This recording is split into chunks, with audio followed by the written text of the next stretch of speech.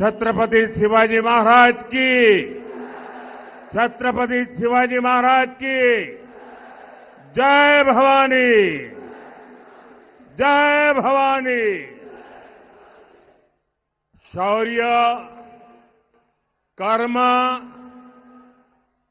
आणि पुण्यभूमी असलेल्या पुण्यातील भूमीला माझा नमस्कार। कसे आहेत सर्व पुणेकर?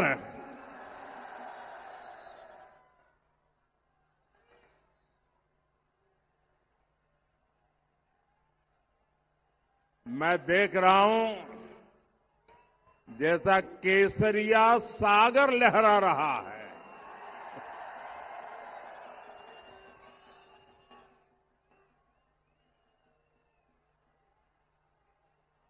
ये जो बच्चे इतने प्यार से तस्वीरें वगैरह लेके आए हैं, मेरी प्रार्थना है कि अब उनको नीचे बिठाइए। ये कब से ऐसे ही खड़े हैं। मैं आपका धन्यवाद करता हूं, आप जो प्यार दिखा रहे हैं।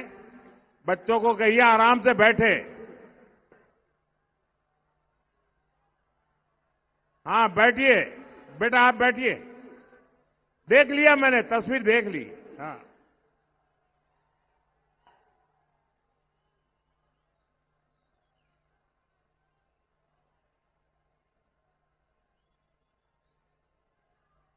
साथियों, इस धरती ने महात्मा फुले, सावित्रीबाई फुले जैसे अनेक संत समाज सुधारक देश को दिए हैं। और आज ये धरती दुनिया को शानदार इनोवेटर्स दे रही है, टेक एंटरप्रेन्योर्स दे रही है। पुणे जितना प्राचीन है उतना ही फ्यूचरिस्टिक है। ये जरा माइक की व्यवस्था देखने वाले, मुझे लगता है आपका इकोसिस्टम चल रहा है, क्योंकि मैं जब शुरू में सुन रहा था तो इको नहीं था। कहीं आपने इको चालू कर दिया है क्या?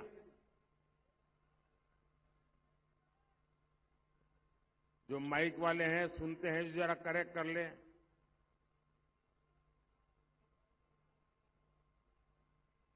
मुझे इको की जरूरत नहीं है, 140 करोड़ लोगों का इको बड़ा जबरदस्त है।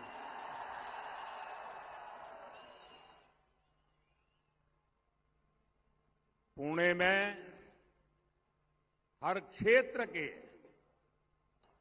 बेस्ट माइंड्स उपलब्ध है, और तभी तो कहते हैं पुणे ये थे काय उणे। साथियों, कांग्रेस ने देश में 60 साल तक राज किया, लेकिन कांग्रेस राज की सच्चाई ये थी कि देश की आधी आबादी के पास बेसिक सुविधाएं नहीं थी। और अभी तो हमें सिर्फ 10 साल आपकी सेवा करने का अवसर मिला है, सिर्फ 10 साल। लेकिन इन 10 वर्षों में हमने मूलभूत आवश्यकताओं को पूरा तो किया ही, और साथ ही हर वर्ग की आकांक्षाओं को पूरा करने में जी जान से जुटे रहे। आवश्यकता और आकांक्षा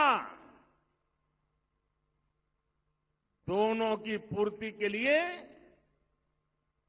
एक विजन लेकर जीवन खपा रहे हैं। आप भी जानते हैं, कोई शहर में रहे या गांव में, अच्छी सड़कों को देखकर, आधुनिक इंफ्रास्ट्रक्चर को देखकर उसका मन प्रसन्न हो जाता है कि नहीं हो जाता है? होता है कि नहीं होता है? जरा जवाब देते भी रहिए भाई, ऐसे ही बैठे रहने का नहीं दूंगा मैं। अगर मैं करता हूं मेहनत तो आपको भी करनी पड़ेगी। आप मुझे बताइए, आधुनिक इंफ्रास्ट्रक्चर, उससे हमें एक विश्वास पैदा होता है कि नहीं होता है?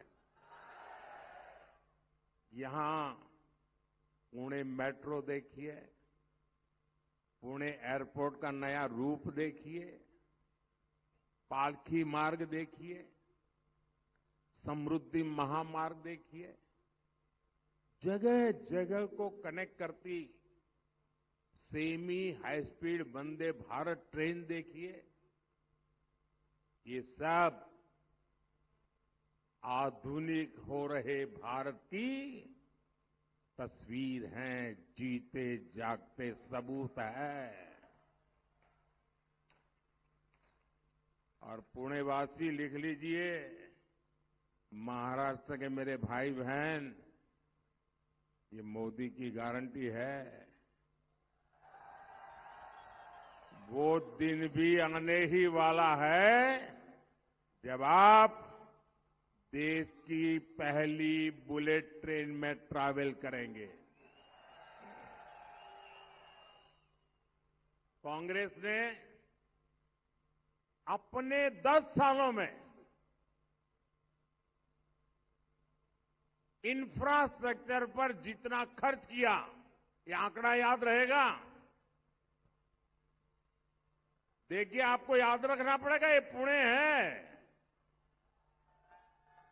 और पुणे कोई चीज भूलता नहीं है। आंकड़ा याद रखेंगे आप? डॉक्टर मनमोहन सिंह जी की जो रिमोट वाली सरकार थी, उसने 10 साल में इंफ्रास्ट्रक्चर पर जितना खर्चा किया, हम 1 साल में उतना खर्चा करते हैं। ये आंकड़ा याद रहेगा, बड़ी आसानी से आप बता सकते हैं लोगों को। और कल अखबारों में सब नहीं छपेगा, मैं आपको बता के रखता हूं। वो तो कहीं फोन करके पूछेंगे छापे कि न छापे। यही है ना हाल यहां। भाई और बहनों, आज का भारत अपने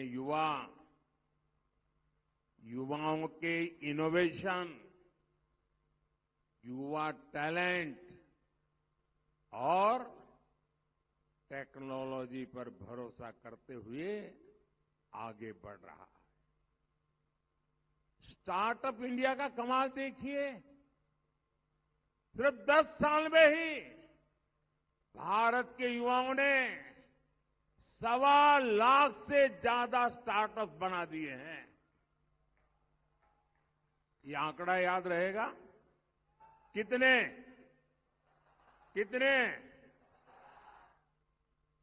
और गर्व की बात है कि इसमें से अनेक ये हमारे पुणे में है।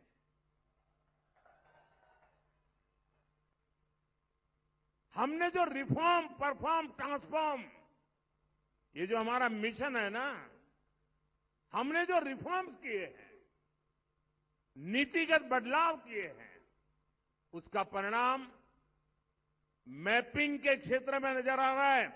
अंग्रेजों के जमाने में कानून बने पड़े थे, मैपिंग नहीं कर सकते, हमने सब उखाड़ के फेंक दिया।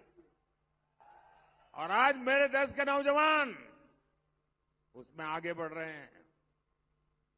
स्पेस हो, उसको हमने ओपन कर दिया। डिफेंस हो, ऐसे हर सेक्टर को युवा इनोवेशन, एंटरप्रेन्योरशिप के लिए आज हिंदुस्तान ने खोल दिया है। देश में पहली बार ऐसी नेशनल एजुकेशन पॉलिसी लागू हुई है जो इनोवेशन को बढ़ावा देती है। और पुणे में तो बुद्धिमान नौजवान है। आपके लिए मैं खुशखबरी देता हूं, हमने इस बार बजट में जो इंटरिम बजट था 1,00,000 करोड़ रुपया जो लोग इनोवेशन करना चाहते हैं उनको आंख बंद करके देने का हमने निर्णय किया है।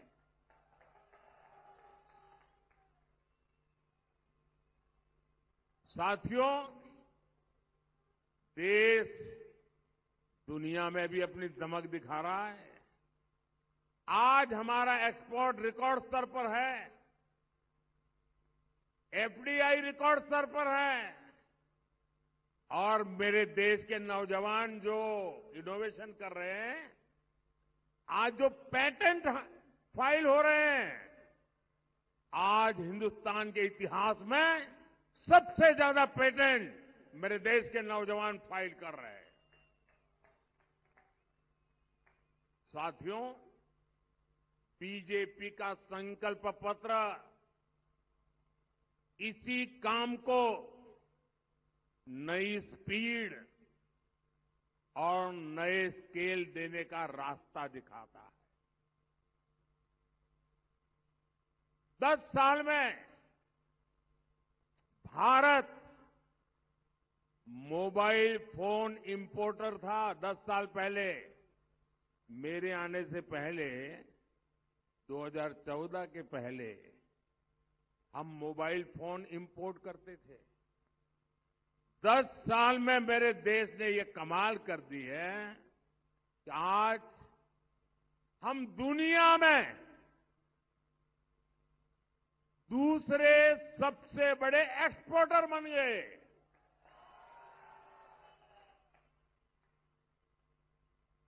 और पुणे वालों, आपके लिए और एक खबरी,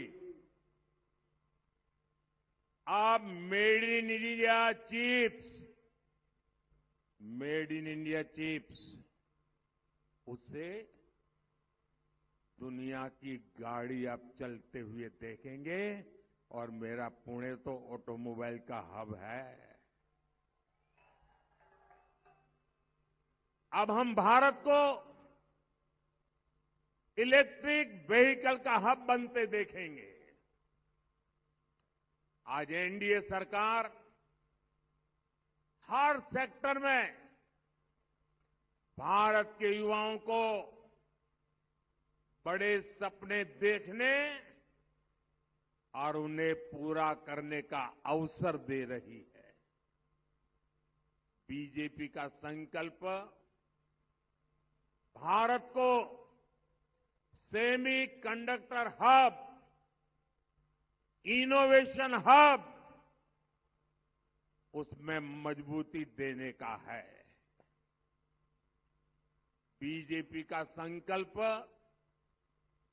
भारत को मैन्युफैक्चरिंग हब बनाने पर है। बीजेपी का संकल्प भारत को हाइड्रोजन एनर्जी का हब बनाने का है। साथियों, ये हमारी सरकार है जिसने पहली बार देश के गरीब और मिडिल क्लास की बचत को बढ़ाने के बारे में सोचा है। अब मैं जो बातें बता रहा हूं ना, वो आप लोगों को सीधी सीधी लागू होती है, लेकिन जब तक मेरी बात सुनोगे नहीं, शायद आपका भी उस बात पर ध्यान नहीं गया होगा। काम कैसे होता है, मैं एक एक चीज, छोटी छोटी चीजें आज आपके साथ बात करने के लिए आया हूं। 2014 से पहले के 10 सालों में आपसे महंगाई और भ्रष्टाचार का डबल टैक्स वसूल किया जा गया।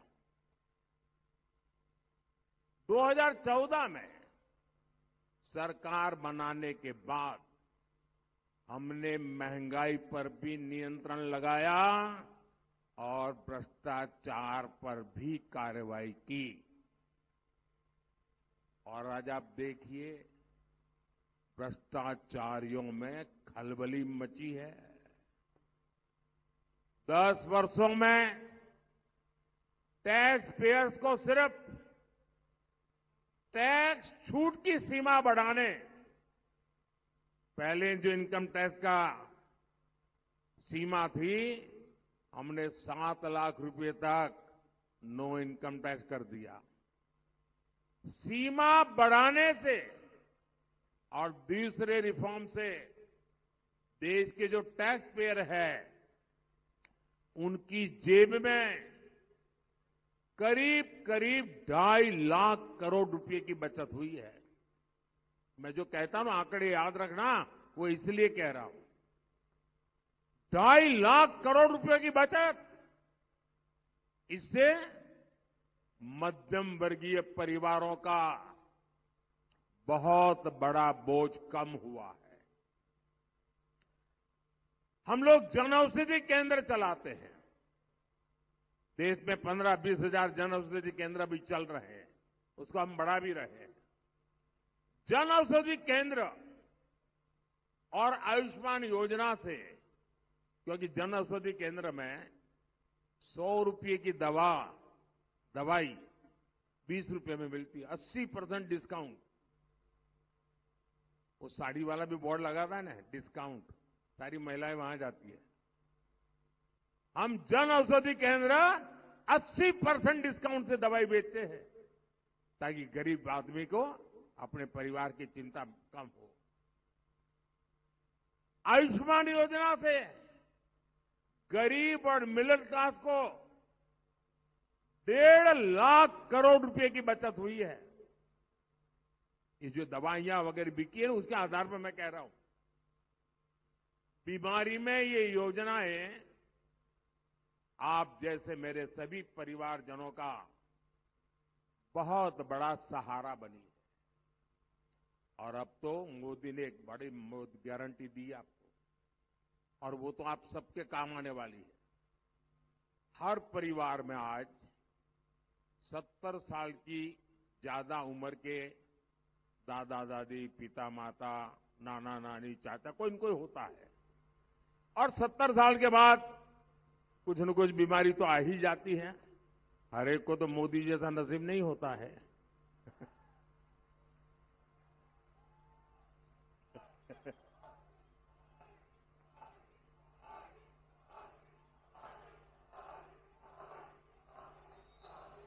अब जो मेहनत करने वाला, कमाने वाला परिवार में व्यक्ति है, उसके सामने दुविधा रहती है, चिंता रहती है। एक तरफ बच्चों को आधुनिक शिक्षा देनी है, बच्चों के सपने पूरे करने, उनकी आवश्यकता हो। दूसरी तरफ परिवार में बुजुर्ग माता पिता हैं, दादा दादी है, चाचा चाची हैं, उनको खाने पीने का प्रॉब्लम नहीं है, लेकिन दवाई, बीमारी, ये हर मेहनत करने वाले परिवार के लिए चिंता का विषय होता है। आप जो लोग मेहनत करके कमाते हैं और आज अभी अपने माता पिता का दवाई का बोझ भी उठाते हैं, मोदी की गारंटी है, आप जैसे अपने माता पिता का 70 साल से ऊपर के लोगों का दवाई का जो खर्च करते हैं, अब ये बेटा करेगा, मोदी करेगा। 70 साल से ऊपर का किसी भी परिवार का 70 साल के ऊपर के माता पिता जो भी होंगे, उन सबके इलाज की चिंता मोदी करेगा। ये मोदी की गारंटी है।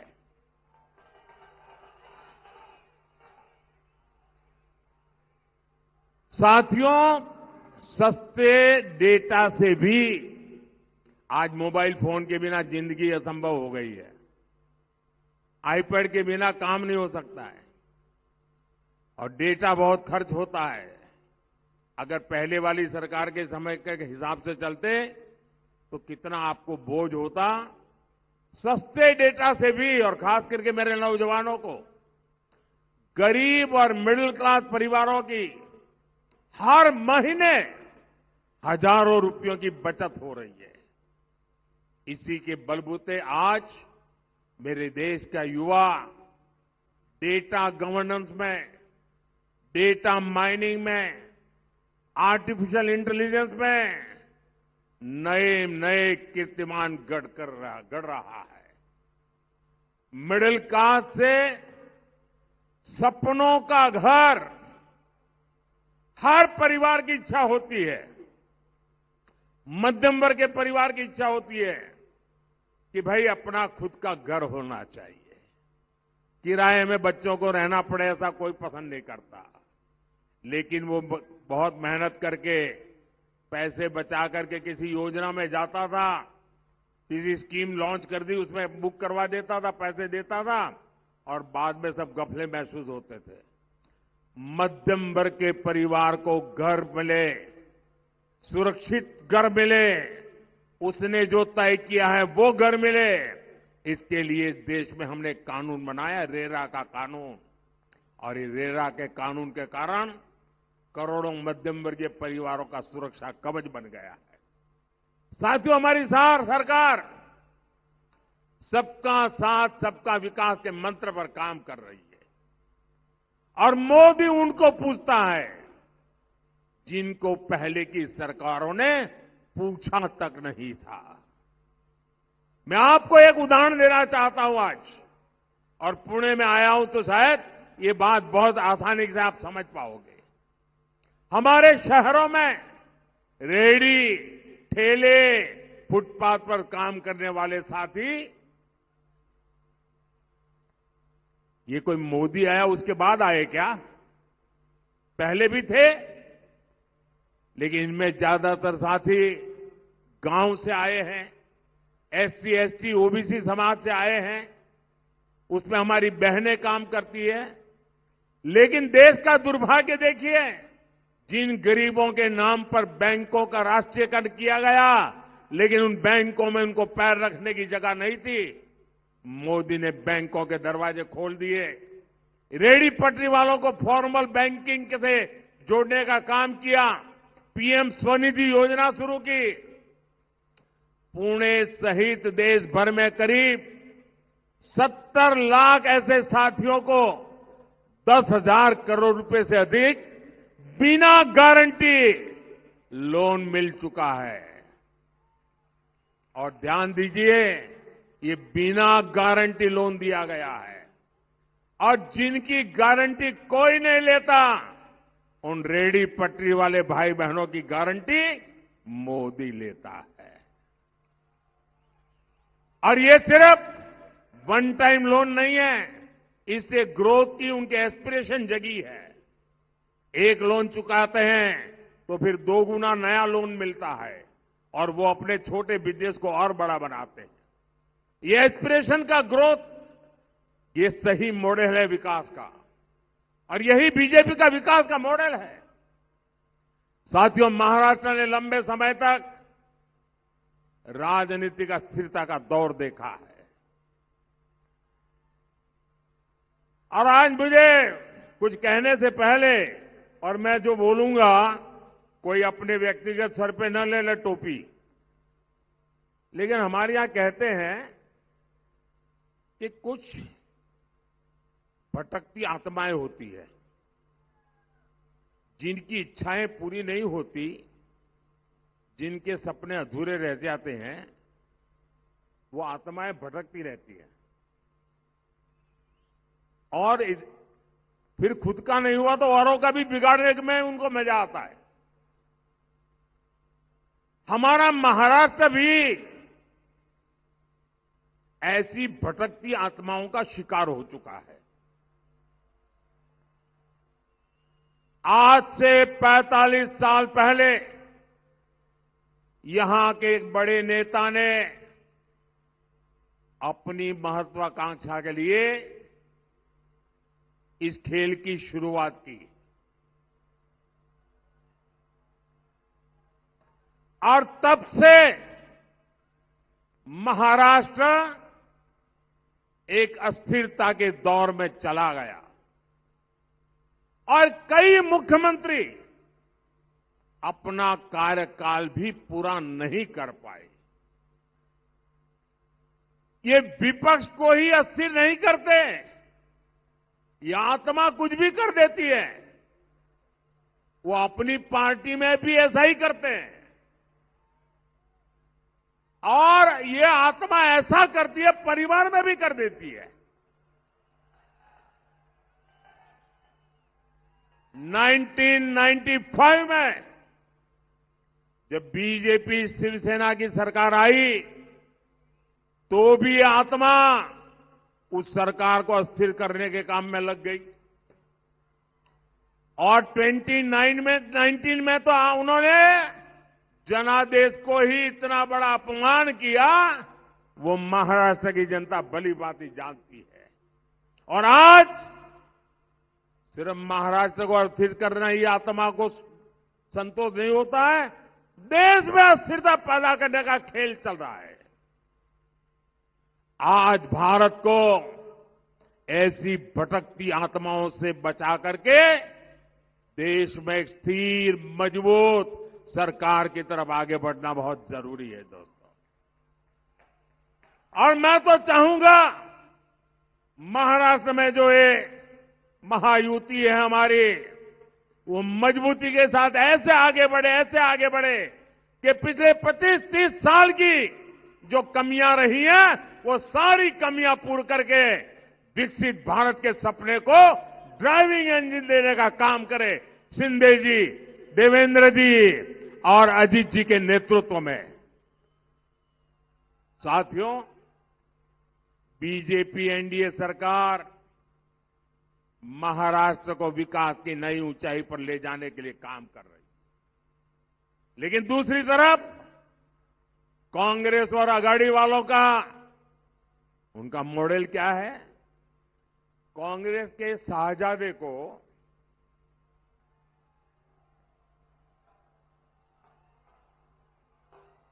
अब मजा आया आपको। इसी इंतजार में घर से निकले थे क्या?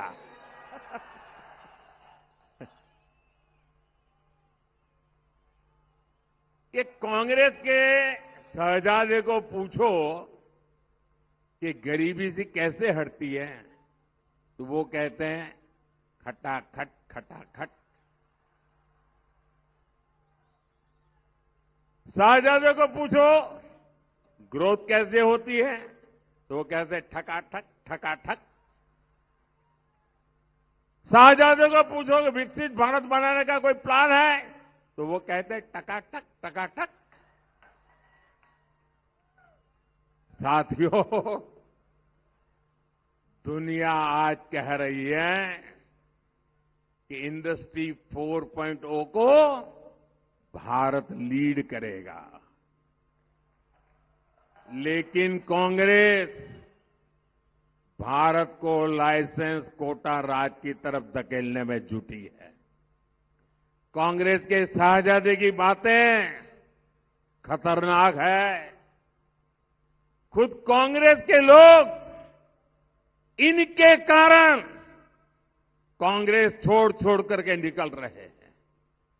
नौजवान जिन्होंने जिंदगी के 15-20 साल महत्वपूर्ण वर्ष कांग्रेस को दिए, वो आज कांग्रेस छोड़ करके निकल रहे हैं और आकर के एक बात कहते हैं, वो कहते हैं कांग्रेस को माओवादियों ने कब्जे में ले लिया है। एक समय था जब रेडियो खरीदना हो ना, रेडियो तो लाइसेंस लेना पड़ता था। बिना लाइसेंस रेडियो नहीं रख सकते थे। क्या आप दुनिया को उस जमाने में ले जा सकते हैं क्या?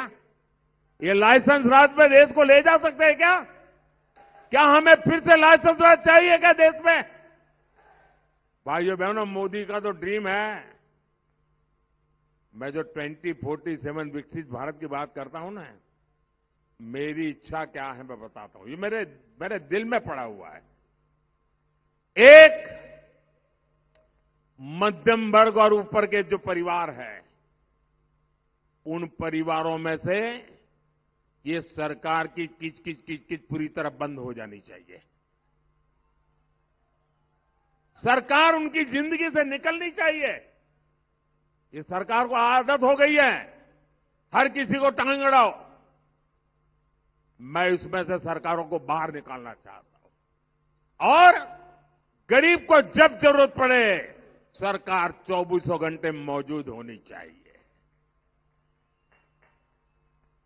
वरना आज ये कागज लाओ, वो कागज लाओ, ढिकना लाओ, फनाना लाओ, ये करो, वो क्या है मतलब भाई? कब तक ये मध्यम वर्ग के लोगों को परेशान करते रहोगे? और मेरे मन की इच्छा है 2047 तक जब देश विकसित भारत बनेगा, ये सारी किचपिच चली जाएगी। दोस्तों,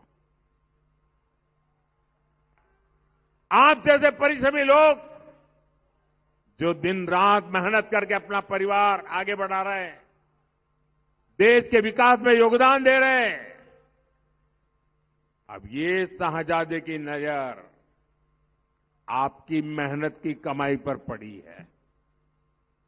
ये लोग अब कह रहे हैं कि आप जो वेल्थ क्रिएट करते हैं, आप जो कमाते हैं, उसका एक्सरे करेंगे। आपके लॉकर का एक्सरे होगा, अंदर क्या पड़ा है। आपके घर का एक्सरे होगा, अंदर क्या पड़ा है। एक्सरे होगा कितनी गाड़ियां हैं, एक्सरे किया जाएगा। आपकी संपत्ति, आपके पास जो स्त्री धन होगा, उसकी जांच होगी। आपके मंगलसूत्र की जांच होगी। साथियों, ये कांग्रेस के महाशय कह रहे हैं कि इनहेरिटेंस टैक्स लगाने की सोच रहे हैं। मतलब आपने जो संपत्ति अर्जित की है, हिंदुस्तान का हर मां बाप, उसके मन में इच्छा रहती है कि मैं जो कुछ भी कमाता हूं कुछ न कुछ बचाऊं, ताकि मरने के बाद अपने संतानों को कुछ दे करके जाऊं। हर मां बाप ये चाहता है, खुद खर्चा नहीं करता है, पैसे बचाता है अपने संतानों को देने के लिए। अब आप नहीं दे पाएंगे। आपके पास अगर 2 घर है तो ये घर ये कब्जा कर लेंगे। 2 गाड़ी है तो 1 गाड़ी कब्जा कर लेंगे। खेत 10 एकड़ का है तो 5 एकड़ गया। और आधे से अधिक 55% टैक्स लगा करके वो लूटने की बात कर रहे हैं जी। यानी जीते जी तो लूटते हैं, मरने के बाद भी लूटने के खेल खेल रहे हैं। यानी आप कुछ तय नहीं करेंगे, सब कुछ कांग्रेस तय करेगी। क्या 140 करोड़ का देश ऐसे चल सकता है क्या? क्या ऐसी चीजें हमें मंजूर है क्या? हम ऐसी चीजों को चलने देंगे क्या? ऐसे माओवादी प्लान सुनकर कौन यहां इन्वेस्ट करेगा? कौन स्टार्टअप को लगाने की हिम्मत करेगा? साथियों, मोदी आज जो कुछ भी है, बाबा साहब आंबेडकर ने जो संविधान बनाया ना, उसके कारण एक गरीब का बेटा आज प्रधानमंत्री बन पाया है। और कांग्रेस ने हमेशा बाबा साहब का अपमान किया। वहीं मोदी के लिए बाबा साहब और उनका संविधान किसी ईश्वर से कम नहीं है। ये भाजपा ही है जिसने संविधान दिवस मनाना शुरू किया। और जब पार्लियामेंट में मैं संविधान दिवस मनाने के लिए प्रस्ताव लेकर के आया, ये कांग्रेस पार्टी ने घोर विरोध किया। उन्होंने कहा 26 जनवरी तो मना रहे हैं, संविधान दिवस मनाने की क्या जरूरत है? बाबा साहब आंबेडकर के प्रति उनके मन में क्या भाव है, इसका यह उदाहरण है। ये भाजपा ही है जिसने बाबा साहब से जुड़े स्थानों को पंच तीर्थ के रूप में विकसित किया है। बाबा साहब की भावना के विरोध जाकर अब कांग्रेस और इंडिया गाड़ी वाले संविधान के पीठ पे छुरा भोंकने पर लगे हुए हैं। साथियों, जब हिंदुस्तान का संविधान बना, सारे विद्वान लोग उसमें बैठे थे और वो आरएसएस बीजेपी वाले उसमें नहीं थे। सारे लोग बैठे थे, कांग्रेस के महारथी बैठे थे और संविधान सभा ने महीनों तक चर्चा की और चर्चा करके तय किया कि भारत में कभी भी धर्म के आधार पर आरक्षण लागू नहीं होगा। ये हमारे देश के संविधान की मूल भावना है। लेकिन ये वोट बैंक में अंधे हो चुके लोग, धर्म के आधार पर देश के बांटने वाले लोग आज धर्म के आधार पर एससी, एसटी, ओबीसी जिनको आरक्षण मिला हुआ है, संविधान के द्वारा मिला हुआ है, संसद के द्वारा मिला हुआ है, बाबा साहब आंबेडकर के कारण मिला हुआ है, अब उसमें डाका डाल करके उसमें से निकाल करके धर्म के आधार पर मुसलमानों को देने की योजना बना रहे हैं।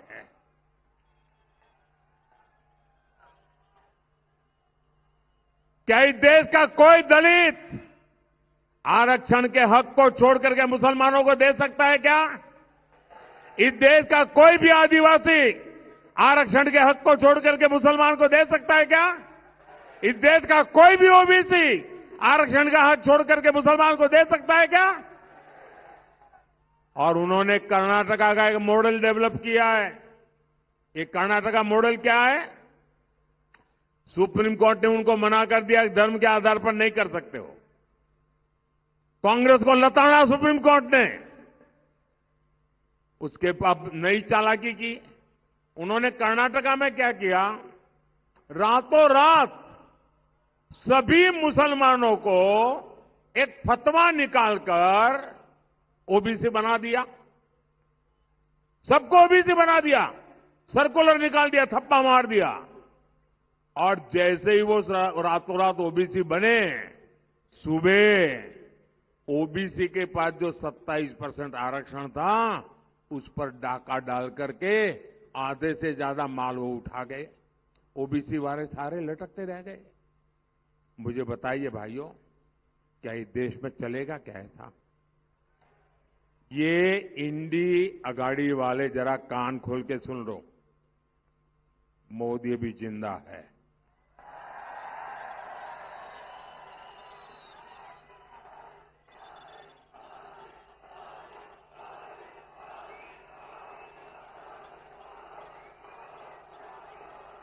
ये कान खोल करके सुन लो साहजादे, ये जब तक मोदी जिंदा है धर्म के आधार पर आरक्षण नहीं होने देगा, ये देश नहीं होने देगा। और जो ये मंसूबे रखते हैं उनको हमेशा हमेशा के लिए ये देश राजनीति के नक्शे से मिटा देगा जी। जब तक मोदी है, इंडिया गाड़ी वालों की सारी साजिशें नाकाम हो करता रहेगा। साथियों, कांग्रेस शासन की एक और पहचान रही है, आतंकवादियों को खुली छूट। हम कैसे भूल सकते हैं वो समय जब आए दिन देश में आतंकी हमले और बम ब्लास्ट होते थे। आतंकियों ने महाराष्ट्र के मुंबई और पुणे को लहूलुहान कर दिया था। जर्मन बेकरी के सामने क्या हुआ था? साथियों, हमारे महाराष्ट्र में तो जब बाहर निकलते हैं ना तो क्या कहते हैं? ये तो ऐसा ही कहते हैं ना, ये तो नहीं आऊंगा तो नहीं कहते, जाता है फिर कहता गए ये तो, जाता हूं ऐसा नहीं कहते। लेकिन कांग्रेस इंडिया गाड़ी के राज में क्या गारंटी है कि ये तो कहने के बाद गया हुआ बेटा घर जिंदा लौट के आएगा? कोई गारंटी नहीं दोस्तों।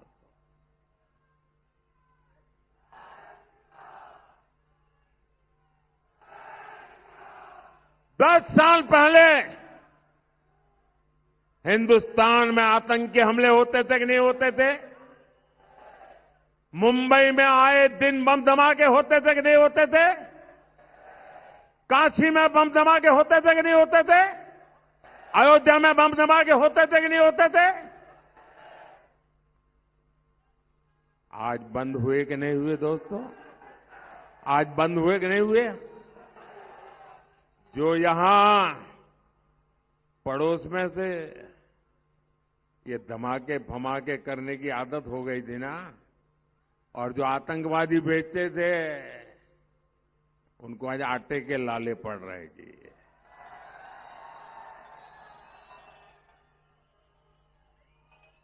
और ये मोदी है, घर में घुस करके मारेगा।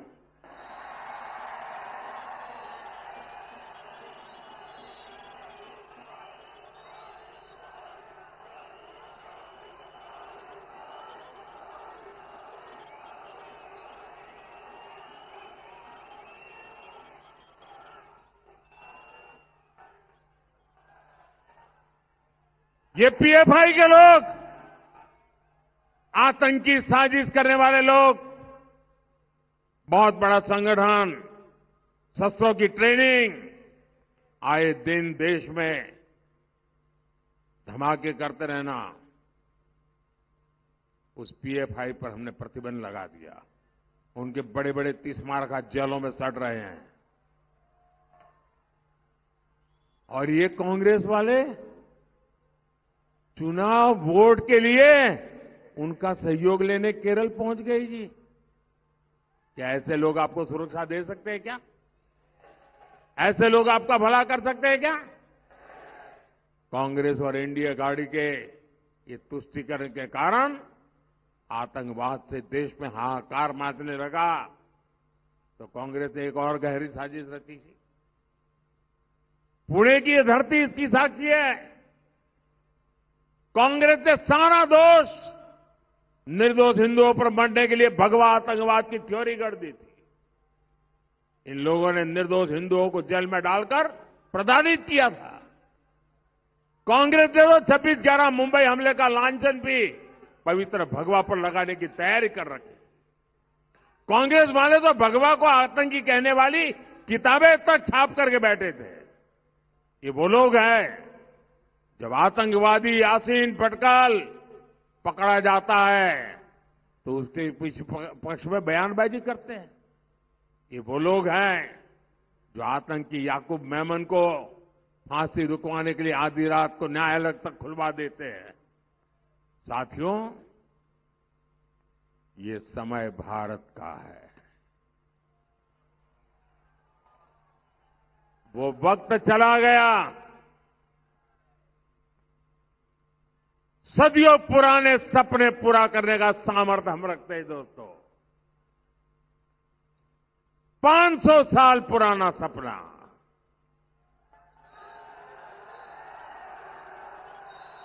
कितनी पीढ़ियां चली गई,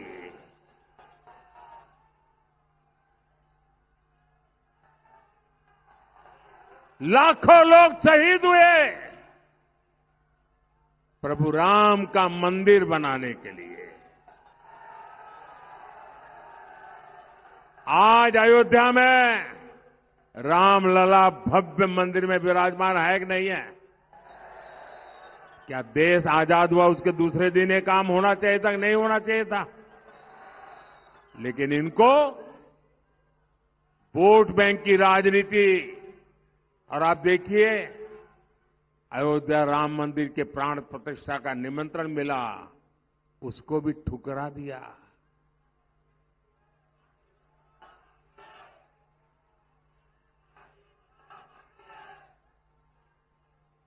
साथियों, इस देश में ये जितनी बातों को लेकर के कांग्रेस ने देश को गुमराह किया इतने सालों तक, अब देश सपने भी लेकर के चलता है, संकल्प लेकर के भी चलता है। और साथियों, मैं आपको विश्वास दिलाता हूं, आपके सपने ये मोदी का संकल्प है।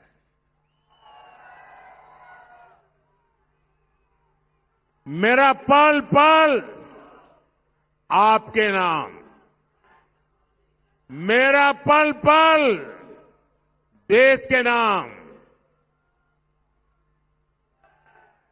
मेरा भारत, मेरा परिवार, और आपके लिए 24/7, आपके लिए 24/7 फॉर 2047, ये मोदी की गारंटी है।